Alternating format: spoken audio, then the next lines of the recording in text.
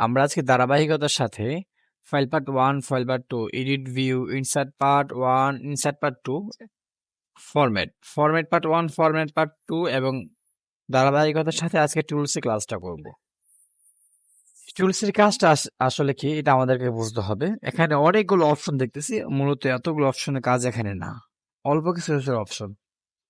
তো আমরা প্রথম শিখব spelling and grammar. Spelling and গ্রামারটা কি? আচ্ছা, আমি সর্বপ্রথম ধরেন কিছু বানান লিখলাম। এস, এটা হচ্ছে একটা বানান সঠিক সাম, ঠিক না? তো এই বানানটা যখন আমি ভুল লিখি, বাইরে ক্লিক করার সাথে সাথে আমাদেরকে একটা টিক চিহ্ন দিয়ে দিতেছে, আমাদেরকে মার্ক করে বলতেছে যে আপনি এই বানানটা এখানে ভুল আছে।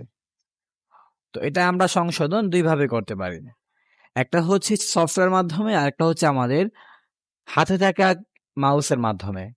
তো আমরা আজকে প্রথম অবস্থায় সফটওয়্যারের মাধ্যমে শিখবো, তারপরে সহজটা শিখবো। তো সর্বপ্রথম আমরা এই সম্পূর্ণ লেখাটাকে সিলেক্ট করব। সিলেকশন করার পরে আমরা টুলসে চলে যাব। টুলসে যাওয়ার পর স্পেলিং এন্ড গ্রামারে ক্লিক করব। ক্লিক করার পর এখানে আন্ডু এডিট দেখেন, সেখানে ক্লিক করবেন। ক্লিক করার সাথে সাথে দেখবেন এখানে আপনাকে সাজেস্ট করতেছে যে সঠিকটা কোনটা। আচ্ছা, আপনি কি এস এটা দিতে চান নাকি এস এ এম ই সাম দিতে চান? ধরেন এটা আমার কাছে সঠিকটা মনে হলো, তো এখানে দিয়ে আপনি চেঞ্জে ক্লিক করবেন। ঠিক আছে, চেঞ্জ হয়ে গেছে অলরেডি। ইয়েস, এটা হচ্ছে যে আপনার একটা বানান ভুল লিখলেন, আপনাকে কম্পিউটার সাজেস্ট করতেছে যে এটা বানান ভুল এইভাবে হবে, আপনি এটা এইভাবে লিখছেন, এটা ওইভাবে হবে। স্যাম্পল ধরেন এই বানানটা আপনি যখন আবার ভুল লিখলেন, এখন কি আপনি আবার ওইখানে যাবেন না? এর জন্য সহজভাবে কাজ করার জন্য ধরেন একটা এই লেখার মাঝামাঝি একটা সিলেকশন করলেন। সিলেকশন করে আপনার কিবোর্ড মাউসের সেকেন্ড বাটনে ক্লিক করবেন। ক্লিক করার পর এখানে দেখেন আপনাকে সাজেস্ট করতেছে যে এখানে এই বানানগুলো সঠিক, আপনি এইভাবে লিখেন। তো আমরা এখানে দিয়ে দিলাম SOME সাম। এ হচ্ছে আপনার সহজ একটা কাজ, কিভাবে আপনার সম্পূর্ণ লেখাটাকে সঠিক করতে পারবেন। তারপরে চলে যাই আমরা ওয়ার্ড। আমরা জানি যখন আমরা এক্সাম দিয়েছিলাম এখানে পেজ নাম্বার কতটা, ওয়ার্ড নাম্বার কত, হ্যাঁ, তারপরে হচ্ছে প্যারাগ্রাফ কতটা, কত লাইন আছে, কত পেজ আছে, এখানে এভরিথিং লেখা হবে যেটা আমরা বুঝতে পারি। অনেক সময় লিখি না যে অনেক লিখতে লিখতে লিখতে লিখতে অনেক লিখে ফেলেছি, কতটা পেজ আছে আমাদের এখানে, আমরা তো এটা এখান থেকে দেখতেই পারতেছি। তারপরে এটা টুলস এর মাধ্যমে আমরা এখানে কাজ করে দেখতে পারবো। তো কতটা ওয়ার্ড লিখলেন, এখানে কতটা পেজ লিখলেন, এখানে ওয়ান পেজ আছে, ওয়ার্ড আছে, একটা ওয়ার্ড লিখছি আমরা, হ্যাঁ, কতটা অক্ষর লিখলেন, হ্যাঁ, সেটা এখানে 4টা অক্ষর আছে আমরা এখানে দেখতে পাচ্ছি, ইত্যাদি। তো এটা আমরা বুঝে ফেললাম। তারপরে আসি, আমরা যদি আবার টুলসে যাই, টুলসে যাওয়ার পর এখানে দেখেন একটা অটো কারেকশন অপশন আছে। অটো কারেকশন অপশন এখানে যখন ক্লিক করি, ক্লিক করার পর আপনাদের কম্পিউটারে অনেক সময় যখন আমরা নতুন ক্রয় করি, ক্রয় করার পর আমরা ধরুন এখানে একটা বানান লিখতে চাই,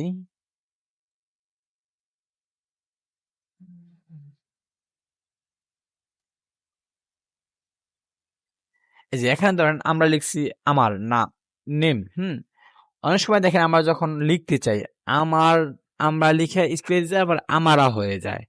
আপনি যে লিখতেছেন একটা, হচ্ছে আর একটা, এখানে সঠিকটা হয়েছে, একটু ভুলটা যদি আমি দেখাই, আমরা সিলেকশনে যাওয়ার পর টুলসে যাব, টুলসে যাওয়ার পর অটো কারেকশন অপশনে যাব, যাওয়ার পর এই যে এই মার্ক চিহ্নগুলো আমরা যদি দিয়ে দিই,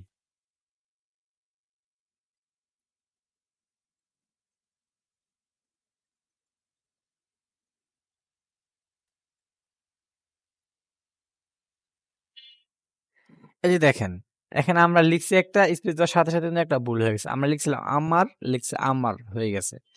তো এই লেখাগুলো এটাকে অটো কালেকশন বলে। এটার মধ্যে অনেক সময় যখন আমরা বাংলা লিখি দেখবেন আমরা আমার লিখতে গেলে আমার হয়ে যায়, আমাও হয়ে যায়, মানে দন্ত র র লিখতে গেলে আপনার হয়ে যায় আর একটা ও হয়ে যায়।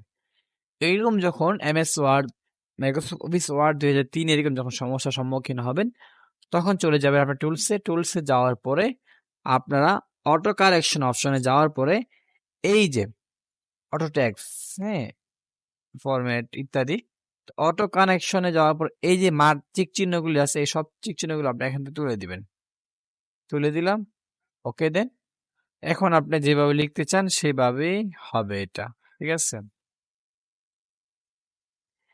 এখন আরেকটা প্রশ্ন আসে, এই যে এখানে একটা টিক চিহ্ন হয়েছে, ভুল হয়েছে, ঠিক না? তা আমি চাচ্ছি ভুল হোক, আমার ব্যক্তিগত ব্যাপারে এটা, আমি চাই না কেউ ওটা জানুক, বা আমি চাই না কম্পিউটার আমাকে সাজেস্ট করুক। তো সেক্ষেত্রে এই ভুলটার এই চিহ্নটা যদি আপনি তুলে ফেলতে চান, লেখাটাকে সিলেকশন করবেন, সিলেকশন করার পর টুলসে যাবেন, টুলসে যাওয়ার পর অটো কারেকশন অপশনে যাওয়ার পর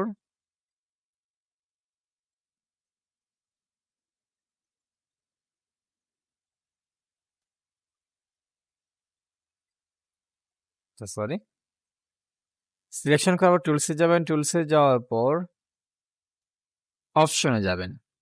অপশনে যাওয়ার পরে যেখানে দেখছেন check spelling as your tab, এটা উঠাই দিবেন, আর এখান থেকে check grammar as you tab, এটা ক্লিক করে ওকেতে ক্লিক করেন। দেখেন আপনি যা লিখবেন আপনাকে কিন্তু আর কম্পিউটার সাজেস্ট করবে না, যেটা আপনার ভুল হয়েছে। যদি আপনি আবার সাজেস্ট করেন, যদি আপনি চান আপনাকে কম্পিউটার সাজেস্ট করুক, আবার সম্পূর্ণ লেখাটা সিলেকশন করবেন। সিলেকশন করার পর আপনারা চলে যাবেন অপশনে, অপশনে যাওয়ার পরে এখানে টিক চিহ্ন দিয়ে দিবেন, ঠিক আছে। ওকে, এখন আপনাকে সাজেস্ট করতেছে, ঠিক না?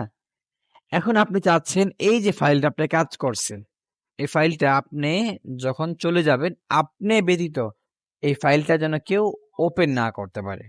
কারণ এই ফাইলটার জন্য আমরা সেভ করে দিলাম সাইট দিয়ে, হ্যাঁ। আর আপনি চাচ্ছেন এই যে লেখাটা আপনি লিখতেছেন অনেক গুরুত্বপূর্ণ, আপনার ইম্পর্টেন্ট, আপনি ব্যতীত কোনো ব্যক্তি এই ফাইলে ঢুকতে পারবে না। যদি এটা করতে চান তাহলে আপনারা চলে যাবেন ফার্স্ট টাইম টুলসে, টুলসে যাওয়ার পরে আপনারা চলে যাবেন অপশনে, অপশনে যাওয়ার পরে এখানে আমাদের আরেকটা কাজ হচ্ছে, আমরা যখন সিকিউরিটি দেখতে পাচ্ছি, ঠিক না, পাচ্ছেন আপনারা, এই সিকিউরিটি ক্লিক করে আপনারা এখানে পাসওয়ার্ড দিয়ে দিবেন। ধরুন আমি একটা পাসওয়ার্ড দিলাম 1 2 3 4, তারপরে ওকেতে ক্লিক করেন। এখানে আবার বলতেছে আপনি কনফার্ম পাসওয়ার্ড দেওয়ার জন্য, মানে আগে যে পাসওয়ার্ডটা আপনি দিয়েছেন। আচ্ছা, আমি শুধু দেখানোর জন্য এই নর্মালি পাসওয়ার্ডটা দিচ্ছি, আপনাদের যেটা প্রয়োজন এটা দিয়ে নিন। ওকে, এখন আমরা যখন এটাকে কন্ট্রোল এজ টু সেভ করে অ্যাজ ওয়েল বের হয়ে যায় এখান থেকে, আমরা দেখতে পাচ্ছি আমাদের ফাইলটা এখানে ওপেন হয়েছে, ঠিক না? এখন আমি যদি এই ফাইলটাকে ওপেন করতে চাই, দেখেন ফাইলটা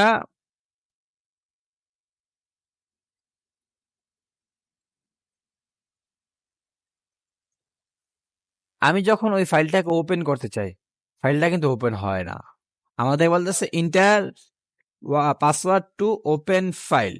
আমি যে পাসওয়ার্ডটা দিয়েছিলাম সেই পাসওয়ার্ডটা যদি আমি আবার দিয়ে দিই, ওকেতে ক্লিক করি, সঙ্গে সঙ্গে এটা ওপেন হয়ে যাবে। বুঝতে পারছেন? এটা হচ্ছে আমি ব্যতীত, যদি আমি এই পাসওয়ার্ড দেই তাহলে এটা আমি ঢুকতে পারবো, তাছাড়া কেউ পাসওয়ার্ড যদি না জানে তাহলে এটা ঢুকতে পারবে না, ঠিক আছে। এখন দরকার দরকার আছে ভাই, বলতেছেন ভাই এই যে পাসওয়ার্ডটা দরকার নেই, এটা পাসওয়ার্ড কিভাবে কাটবো? সমস্যা নেই, আবার টুলসে চলে যাবেন, টুলসে যাওয়ার পরে আপনার অপশনে চলে যাবেন, অপশনে যাওয়ার পর সিকিউরিটিতে যাওয়ার পর এটাকে আপনি এই পাসওয়ার্ড টু ওপেন, এখানে আপনি ক্লিক করে ওকে দিয়ে দিবেন, কন্ট্রোল এস দিয়ে সেভ করে নেবেন, এজ ওয়েল বের হয়ে যাবেন, ক্লিক করে ফাইলটা আপনার সামনে ওপেন হয়ে গেছে। ক্লিয়ার? তারপরে আমরা এই যে আমরা এখানে যখন কম্পিউটারে নতুন ক্রয় করি বা একটা সফটওয়্যার ওপেন করি, বিশেষ করে এমএস মাইক্রোসফট অফিস ওয়ার্ড 2003 যখন ওপেন করি, ওপেন করার পর আমরা যখন এমএস ওয়ার্ড চালু হওয়ার পরে আমরা এই সম্পূর্ণ পেজটাকে খালি পাই। এই যে বর্ডার্স দেখতেছেন, আমাদের লেখার আমাদের লেখার চতুর্দিকে একটা বর্ডার আছে যে একটা পেজের, ঠিক না? এই যে বর্ডার্সটা, এটা কিন্তু থাকে না, নর্মালি থাকে না, ঠিক আছে। তো এটা কোথায় থাকে না, কিভাবে বের করতে হয়, আগে প্রথমে এটা আমরা দেখি। টুলসে যাবেন, টুলসে যাওয়ার পরে অপশনে যাবেন, অপশনে যাওয়ার পরে একের নিচে ভিউতে যখন ক্লিক করবেন, ভিউতে ক্লিক করার সাথে পরে দেখবেন এখানে টেক্সট বাউন্ডার্স। তো এটা ছিল না, আমি এটা দিয়ে নিয়েছি, তো আমি এটা কেটে দিচ্ছি, কেটে দিয়ে ওকে ক্লিক করলাম। এখন দেখেন এটা না থাকলে কিন্তু আমাদের কাজ করাটা অনেকটা কঠিন হয়ে যায়, পেজ সেটআপের কাজটা, পেজ সেটআপ নিয়ে বোঝাটা। যখন আমাদের পেজটা এরকম খালি থাকবে তখন আমরা টুলসে যাব, অপশনে যাওয়ার পর এখানে টেক্সট বাউন্ডার্স দিয়ে ক্লিক করে ওকে দিয়ে দিব।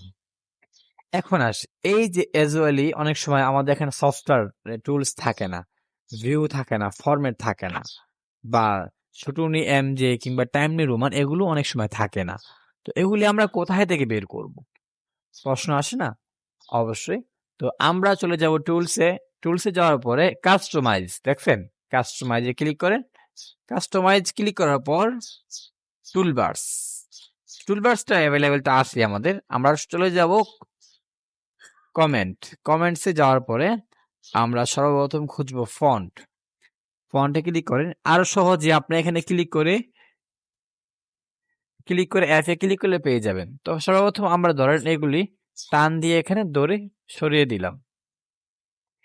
এইগুলি আপনি সরানো বা বের করার জন্য এছাড়া আর ব্যতিক্রম কোথাও পাবেন না বা কোথাও সম্ভব না। এখন দেখতে পাচ্ছি যে আমাদের এখানে কিন্তু শুটুনি এমজে বা টাইম নির্মাণ কিছুটাই নেই, কোনোটাই নেই, ঠিক না? এটা যদি আপনি বের করতে চান তাহলে আপনাকে চলে যেতে হবে টুলসে যাওয়ার পর কাস্টমাইজ দেওয়ার পর ফন্ট খুঁজতে হবে। আমরা ফন্ট খুঁজে নিলাম। তারপরে আপনার যেহেতু শুটুনি এমজে অ্যাশ বাউন্ডারি যেতে হবে। আর সহজের জন্য আমরা অ্যাশে ক্লিক করলে আমাদেরকে সাজেস্ট করবে। আমরা এখানে এই চিক চিহ্ন দিকে তাকিয়ে থাকবো।